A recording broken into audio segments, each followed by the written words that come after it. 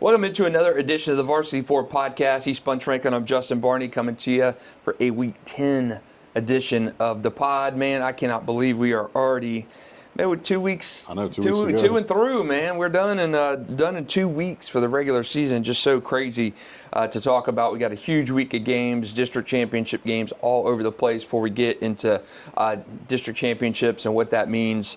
Let's look back at last week's games. Not a ton of crazy surprises. I think the Oakleaf Ed White game was a fantastic game. Oakleaf 44-41. And survived a Hail Mary pass at the end of the game to beat Ed White. Looked initially like Ed White completed pass, but it was not a completed pass. Officials were right on top of it. Looking at our camera angles, didn't look like that. Yeah, some of the angles kind of like, did he catch that? Yeah. But you can clearly, on our angle, you can see the ball shoot out the back. Yeah, it was not as close as it seemed on some different angles. But Ed White, they've been in my Super 10 for a little bit of time, but the two teams they've lost to are the only two teams they've played with winning records. Right. That scary a little bit about White? Nah, we talked about scheduling and all imbalance and all that. In those two games that they lost, they were both shootout games. Mm-hmm. Both had a chance to win both of those games. Teams they played, pretty good teams, obviously in Oakleaf and Merritt Island. I still think Ed White's pretty good, man. Yeah, I think they're pretty good. Now, what happens when they get in the playoffs and they got to play against similar caliber teams? Can they rise up and maybe get that win, get over the hump? It's just going to depend on who they match up with. Yeah. But I think they can make a little bit of a run and maybe get an upset and win a game in the playoffs. They'd be in that Region 1-4A with Columbia, with St. Augustine. And I feel like, I don't know if they could beat St. Augustine, but I think they could beat a Columbia team. Yeah. Because they can score, and they're pretty balanced when you look at their numbers-wise. King's throwing the ball pretty well. They're running the ball. I think they've got over 2,000 yards as a team, total rushing. Obviously you got to play a little bit better defense. You can't give up that many points.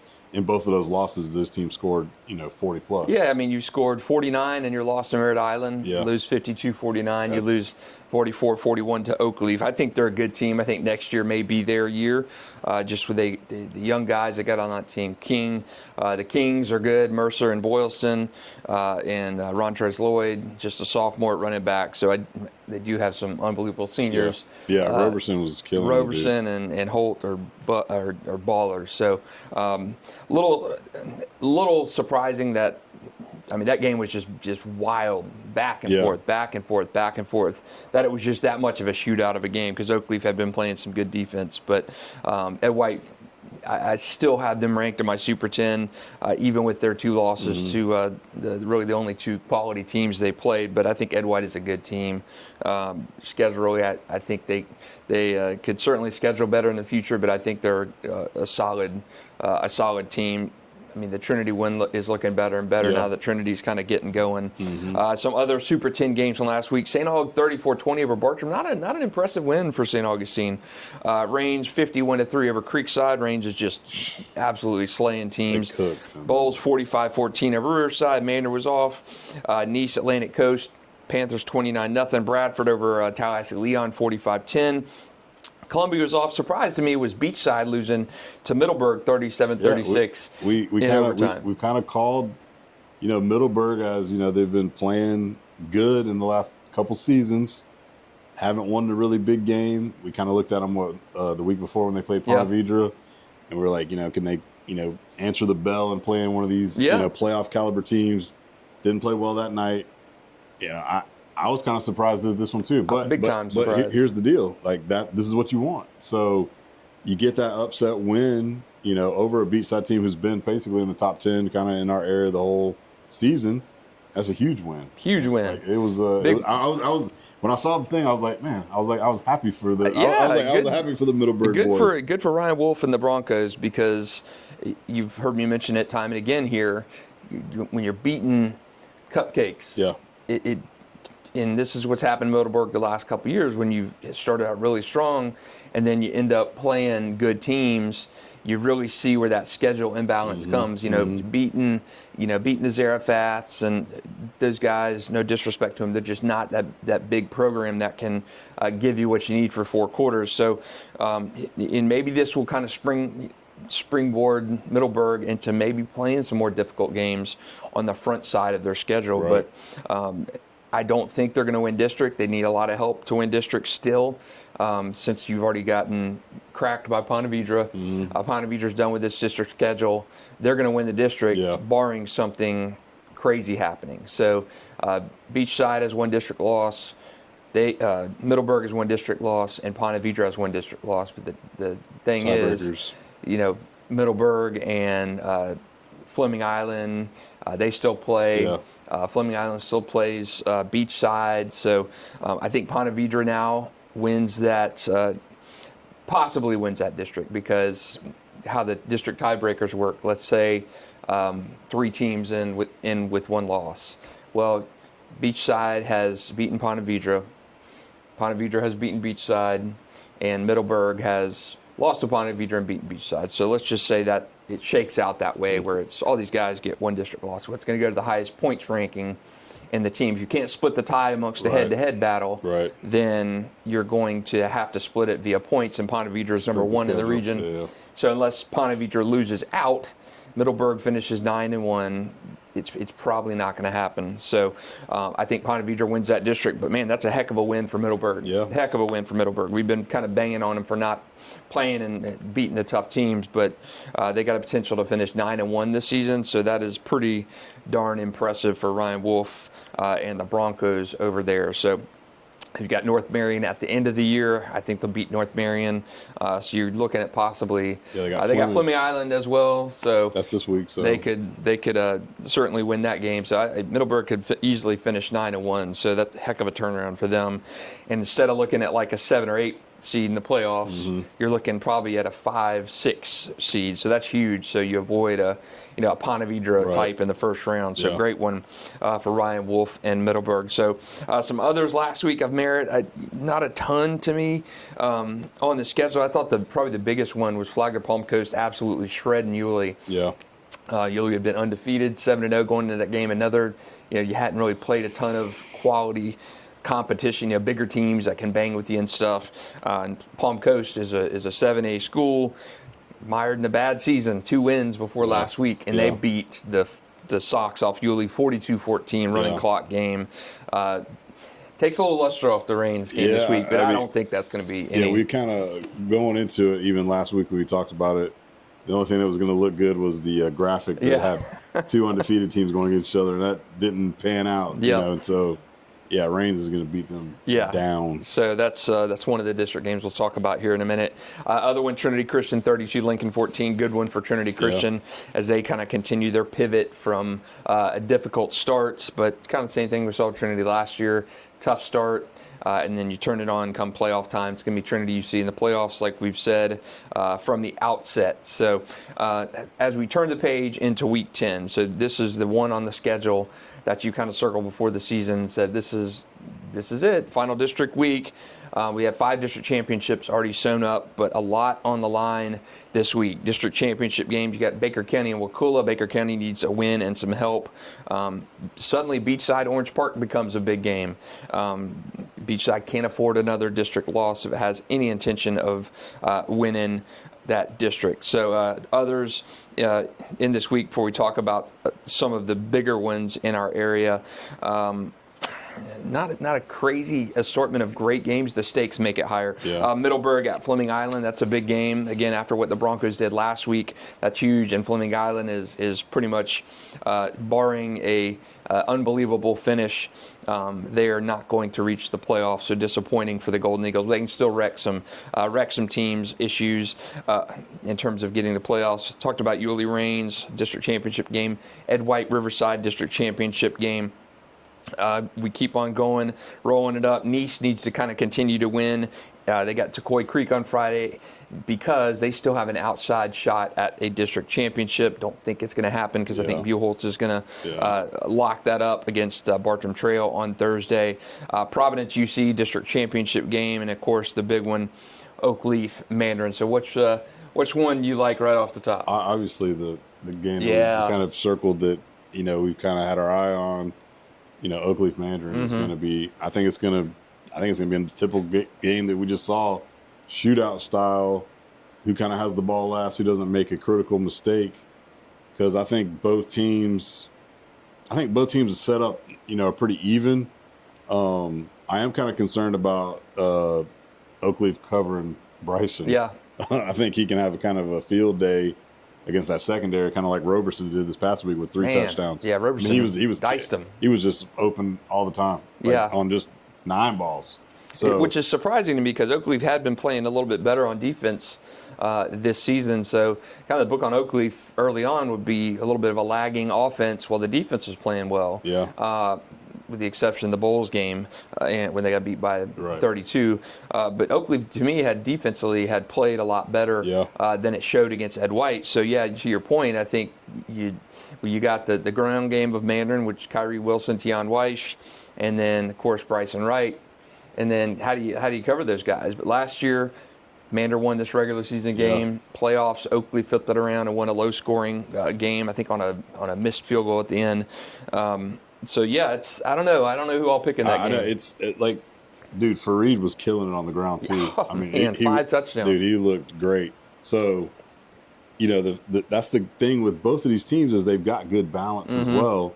So it's what can you take away, to try to limit what they're, because when you've got good balance, it's you got to pick your poison on what to stop. So I think both teams are going to have a hard time stopping each other because they're so good in both areas. So what it's going to boil down to is, can your quarterback play from McKissick and Knox, don't turn the ball over. Knox has thrown more interceptions this year. I think he's got like 9 picks. So you can't turn it over, because you got to take advantage of each possession if you're in a shootout type of game. I've been kind of, I'm not going to say disappointed, but I felt more number-wise, statistic-wise, was going to be on Oakleaf's offense this year. Same. With McKissick coming off of last season, and then you add in the Trace Barney. Yeah. It's been a little, I won't say underwhelming, but when you look at the numbers, it's just not overwhelming. Right. And, yeah, you're right. But Fareed's been a great on the ground, so that's been a huge asset. But they've, like I say, they're not really lighting up the scoreboard statistically, but they just are good. They're good balance-wise, so they keep you off balance. And then we know what Mandarin can do.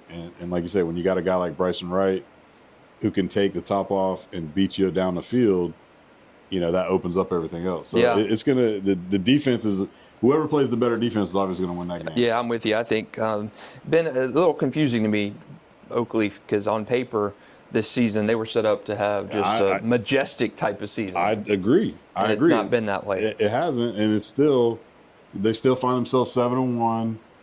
They got blasted by Bulls, and just that basically it's one of those games where the game was over before it started type game. If you played that game tomorrow, it might be, a banger because we talked about that game, how it played last year. It's similar to what the Ed White game was and kind of what we think maybe this weekend is going to be. So you still got to be happy where you're at, but the good part is, you still got the rest of the season, postseason play is where you really want to turn it up. And, so you take whatever you learn from the regular season and you fix your mistakes and you go on that run. So it doesn't all have to be glitz and glam with number wise, but I'm totally agree with you. I felt like they were going to have like, major power offensive numbers. I agree. It seemed, to me, I thought Oakleaf was going to be hitting 50s every game. And it just hasn't been that way. Starting from that Riverside game in week 1, it's just not been a complete. But I thought last week against Ed White was more of what we could have expected consistently from Oakleaf. But this crunch time, this is where you got to tune things up. Definitely. Mandarin last year won that game at Oakleaf in the regular season to win the district championship. Oakleaf flipped the script in the playoff match. Those guys met in the first round of the playoffs, so it could be another situation like that. But both those teams are playoff bound. I think one of those teams, they may both finish 8-2 this year because Mandarin still has St. Augustine next week to wrap up the regular season. I think St. Aug probably wins that game. So I think one of these teams could finish 9-1. The other one could finish 7-3 or 8-2. So two of the best teams in our area for sure, and that's certainly the headlining game this Friday night. Also our Varsity 4 game of the week. A couple others: Providence University Christian. I think UC's probably got that game, even though they're going in on a 2-game losing streak. I think UC's defense is still gives it the advantage in this game. Providence did win last year, though. Yeah. In the regular season, and University Christian could not. Or was it 2 years ago they won? I can't remember. I know Providence beat UC in the regular season. Last year, the year before, all these years run together. But I think UC probably. Providence has lost some guys to transfer. You don't have the Mason Williams at quarterback like you had in the past. So I think UC wins this game and the district championship. I think they will meet Trinity Christian in the state playoffs for that state semifinal. Yeah. It's kind of the worst kept secret in the area. So I think that one is another good one. And then Raines and Yulee, after what Palm Coast did to Yulee last week, ended Yulee's best start in program history. Very surprised that it was that lopsided. Yulee wasn't even in that game. Yeah. I mean, it was like 35-0, and I don't know if Yulee was maybe looking ahead a little bit to that Raines game, but Raines has been playing just so well that I don't think there's. I mean, Yulee may not even score in this game. I got it shut out. It's kind of what they did last week to Creekside, what they did in the Reball. They just had a little bit of a tighter game, obviously, with Madison County, but, TJ Cole and that offense is just ripping, man. Like, guys running wide open. They're able to run the football as well, and then that defense is like just get after you, dude. And to me, I think the defense has almost overshadowed what they've done on offense. I agree. Year. I almost agree with that. After I really thought about it, I'm like, the offense is lighting stuff up, and they're doing things with ease, but it's like, man, that defense is legit. Yeah, man. They're killing it on defense, and they're offensive playmakers. You got TJ, Ethan Sherman, and Zion Butler. I mean, you've got guys everywhere on offense, but that defense is, man, Troy Butler and Sharif Jackson. Those guys are absolutely locking it down. Ballers, that man. defense is phenomenal, and if they beat Yulee this week convincingly, and St. Aug doesn't really have a tough game, but Raines has moved back up to number 1 in the coaches' rankings for the last 2 weeks. Granted, it's a pretty slim margin. This week it shrank to like 3 points by the coaches. So I have one coach a couple of coaches actually this week voted Raines number 3 in the rankings, and one person just left him off completely. So it's just crazy that that Raines just doesn't have that unified respect. So St. Aug, I think I got 13 votes this week, which is down. We've had more weeks. We've got up to 22. St. Aug appeared on all 13. Raines appeared on 12. St. Aug was either first or second in all 13, and Raines was first, second, third, and then left off. So just crazy to me. Raines is I think, going to play for a state championship. So you got to stay healthy at this point if you're Raines. Yep. And I think, I think they're in pretty good shape to get back there. If they just keep on winning, stacking those points, you just want to avoid being that number 4 seed in the region standings, and then in the state standings come that final week of the year. You want to avoid being as low, because you don't want to be that number 4 seed, because that means you're going to have to get that Miami team first round or in the state semifinals. So you don't want to do that. You want to save that match for the state championship game. So if you could be a 2 or 3 seed or the 1 seed, I think you're going to be good. Just stay out of that number 4 spot. So I think Raines wins that big. Probably name it score against Yulee. I don't think there's 7-0, 7-1. Those are it doesn't matter. Doesn't matter. It's matter. going to be an absolute Raines rout, especially playing at Raines. Last one, Ed White and Riverside. Chance for Riverside. Riverside's had a bad year. You got 2 wins. 2 wins. This is your final game of the season for Riverside too. So if you finish 2-8, it's hard not to think that there won't be some kind of shakeup at Riverside in the off season, but you can kind of alleviate that by winning the district championship, unless you're like a Billy Napier, where you win your game and then they get fired the next day. But yeah, I think Ed White and Riverside. To me, I think Ed White has just been too convincing against teams this year. I agree. And I don't think that. I mean, Ed White won this game last year, and it was our game of the week last year, and it was a little bit of a surprise because Ed White was young.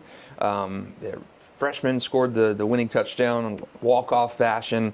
This year, Ed White expects to win this game, and I think you'd agree with me. They're probably going to put a number on Riverside. Yeah, I feel like offensively, like we just said at the beginning, they're playing at a high level right now, and Riverside's struggling all across the board. They've been getting beaten up by a lot of teams, and you just feel like, yes, Ed White's coming off of a loss, but they got to be motivated to get back out on the field and get that loss out of their system, get back on the W column, and I don't think anything changes offensively for them at all. Riverside defensively doesn't pose a threat to slow them down, in my opinion. Yeah, I know this is. I think it could get ugly. I know this is a rivalry and everything, but I just think Ed White is up here and Riverside is down there, and Ed White has playoff expectations to not only get there but to make a run in the playoffs, and I just don't think this is Riverside's year. I think Ed White kind of turns the lights out at the backyard with a big win this week. So every district championship and stuff will be sewn up, with the exception of, depending on, remember Beachside and Fleming Island had a game postponed until November 4th. That's a district game. So possibly we'll have a solution to that 3-5A district on Friday night, but it could be the one that we're waiting on until November 4th when Beachside and Fleming Island play. But I just don't see how Ponte Vedra doesn't win that district. I think that's with Middleburg winning last week. But man, crazy week for Middleburg. I mean, that I can't talk about that enough because they completely flipped. I thought Beachside was going to roll them. Yeah. Thought they were going to roll them. The way Beachside offensively has been putting up numbers all season, you would think that would have continued. Now, obviously, they scored, in the 30s, but they had their own problems stopping Middleburg, and I think that was more so surprising that Middleburg's offense was able to output that much performance on that side of the ball when Beachside had been playing pretty good all year. Yeah. And so, but like I said, credit to Middleburg. They did what they needed to do to get the dub because they definitely didn't do it the week before against a good Ponte Vedra team. They got waxed. Yeah, 41-14. I actually like Middleburg to beat Fleming this week too. Yeah, I do too. And after last week, I think that momentum carries into it. I think so, especially in a county game, and you're Middleburg playing Fleming Island, and you're looking at that, and it's the class thing. It's like, oh, we're from Middleburg, Fleming Island. These are the rich kids over here. New school, rich kid. Yeah. Nah, I think this is a huge game for Middleburg in county. You want to win your in-county games. For sure. And, that's usually won its county games against Fernandina and West Nassau. You want to be king of your county, and if Middleburg can kind of muscle in there, you got a claim to being the best in Clay County, undefeated in Clay County if you can get through Fleming Island. Yeah. And you got that kind of the right of, you can muscle in with Oakleaf and say, hey, we're in this mix too, bud. You're not just king of the camp. We are too. So I think that's huge if you can follow that Beachside win, which was on a block PAT, by the way, in overtime. If you can follow that with a win over Fleming Island, that's not just a county win, but a district win. That would be huge going forward for Ryan Wolf. All of a sudden, you're starting to look at maybe a 9-1 regular season, which would be absolutely phenomenal from where he got that program at. So that would be a huge, huge turnaround for Ryan Wolf and the Broncos if they could win that one. A couple other notes. Corey Johns from Bartram Trail suspended through this week's game against Gainesville-Buchholz.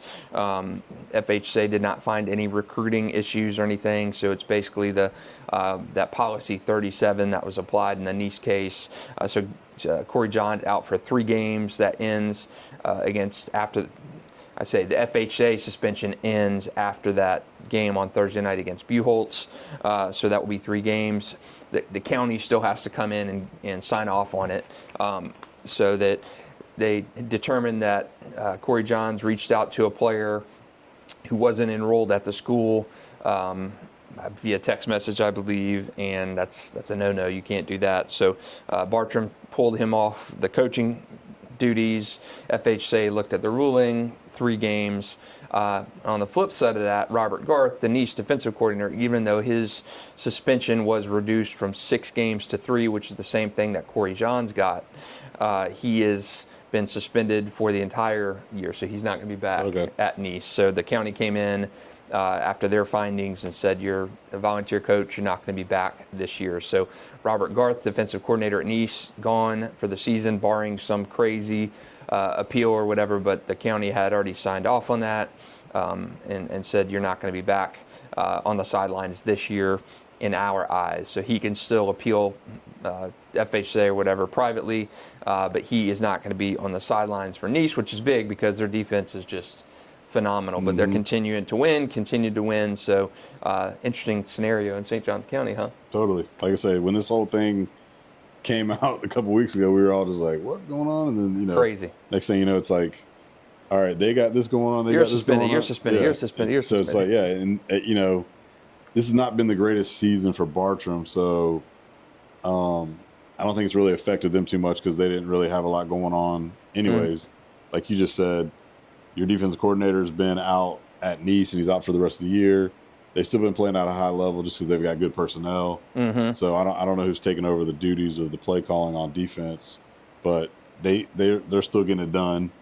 So yeah, it'll be interesting to see how the rest of the season pans out for them. But recruiting and stuff, and in this day and age, I think it's going to become in the future more and more difficult to get cases like that to stick, because you have people coming out after a fine or punishment or whatever is laid on you.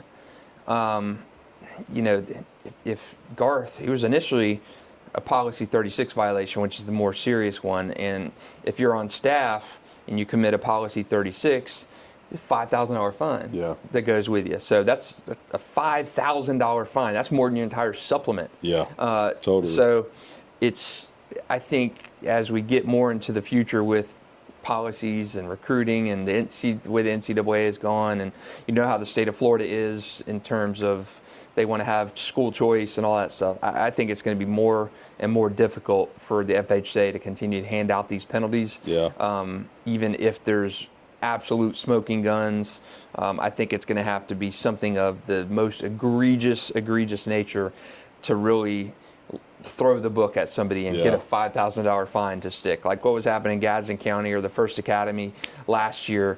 Pretty egregious. I mean, you're getting kids into your program to legitimately try and tip the scales of fairness and competition.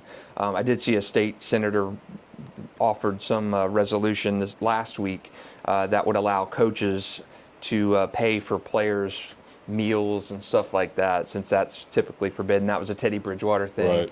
But I'm like, I saw online people ask, oh, that's great, you can do that. Coaches don't have money to be paying for kids. I mean, you're talking the Teddy Bridgewater thing. Guy's a millionaire NFL player. I was about to say, he's got a lot of money that he's, you know, gotten over the years playing in the NFL. You know, he can afford to do that. To whereas, sure. You know, I've given, you know, a kid, you know, $5 to go get a Wendy's, you know, $5, you know, meal or whatever. You know, that happens, you know, all the time. But just to be like, all right, we're gonna pay for all the kids' dinners, and you know, it just doesn't happen. That's not, and you know, I applaud that guy for doing that, but that's, you know, I don't know, that's not the issue. That is not the issue. The Teddy thing, completely not the issue. But yeah, when you hear say, hey, this guy's spending money to buy kids meals out of his own pocket, every coach does that. Technically a violation, but that was 7 on 7 when I did that. So we're gonna retroactively go back and try and nail Sponge for that. But yeah, I don't know. I think it's going to become harder and harder to do that, and as we get into more hands-off oversight and stuff, and it's really, you know, with the Garth situation or any situation where you have, you know, the Garth situation, one parent said something was okay, the other didn't. And that's how that situation was ultimately dealt, and he got a suspension for that. So I just think from the FHA standpoint, when you've got dueling parties, parents can be pressured, kids can be pressured to change their stories or say something was real when it wasn't. So without like an investigative oversight arm, it's really hard to actually prove a lot of these cases are what they said they were. And so anyway, I just think interesting moving forward with how the state has been has lessened and lessened all these restrictions and Right. stuff that the FHSAA can do. And FHSAA does not want to hand out these punishments of fine. They're very quick to rescind or make those a little bit less. Something that 10 years ago they would have said absolutely not, completely guilty of recruiting. Right. You're gone for 6 games. Yeah. They're a lot more agreeable now to saying, okay, let's relook at this, and because they just don't want that state hammer coming down and dropping on them. So just interesting things to follow. That two St. Johns County coaches kind of got popped for very similar things. So just interesting to watch out for. By this time next week, Sponge, we'll know just about every district champion. We will, get ready to start putting a bow on the regular season. Yeah. Maybe start talking some players of the year candidates and stuff like that. But man, Sponge, we are heading into my birthday week too. Hey. So birthday week, district championship week, and next week Halloween and the final week of the regular season. It has been a fun ride. I cannot believe it's already to this point of the year, Sponge. But man, it is getting close to it. It is getting close. Well, you know what's crazy too. Before we get out of here, like we've talked about it in our Super 10s, like how they've kind of stayed the same the whole it's year. been crazy. Not a lot of teams. They've been consistently good. And then if you are on the back half, like you say, an Ed White or a Ponte Vedra or Beachside, some of those teams, like they're still kind of in that same cut right there, to where nobody's come from out, like 12, 13, 14 range to get in. And so, like, I think all like 10 to 12 of these teams we've kind of like had in there are all going to have legit shots to make runs, and it'll be fun to watch where they get seeded, where they get matched up, and to see, what kind of pairing they can have to where, can they get an upset win? Can somebody upset where the bracket draws their way? All that type of stuff. So that's where when it finally gets settled in, you can be like, okay, who's really going to make a run? Who's really got a chance? And then that's where it gets fun, man. Yeah. So sitting here where we are right now, who do you think? Give me 3 teams who you think can make state semifinal, state championship runs. I think that's an easy call for us right now. I would have to say the top 3 teams would be Rains, St. Aug, and Bowles. Yeah, I'm with you. And Bradford's also down there in 2A, but hey, we could see a Bradford Bowles state semifinal or state championship game. That'd be crazy. That would be, and I'd love to see that one. Oh man, can you imagine that? That would be awesome. That would be so cool to see Bradford Bowles in a state championship game. Could happen. Yeah, it could happen. I don't think. That's probably the head-to-head. They're probably going to collide. Yeah, right? At some point. Yeah. And so state championship game or state semifinals. Yeah. So they're in adjacent regions. Either way, that's going to be definitely. That would be great. Yeah. That would be great. So I think Bradford. Would that be like Black Friday weekend too? Maybe. No. Okay. Well, I don't. Well, maybe. No, because I don't think the playoffs start till the 14th. So it would be after that. Okay. So maybe I don't know where Thanksgiving falls this year on the calendar. Yeah. In terms of where the rounds would be, but that'd be crazy. Yeah. Reseed and get a semifinal match with Bowles and Bradford. Man, that'd be wild. Yeah. That'd be wild. I'm going to be in attendance in that one. All right, for a Week 10 edition of the Varsity 4 podcast, he's Sponge Franklin. I'm Justin Barney. Thanks for listening. Thanks for watching.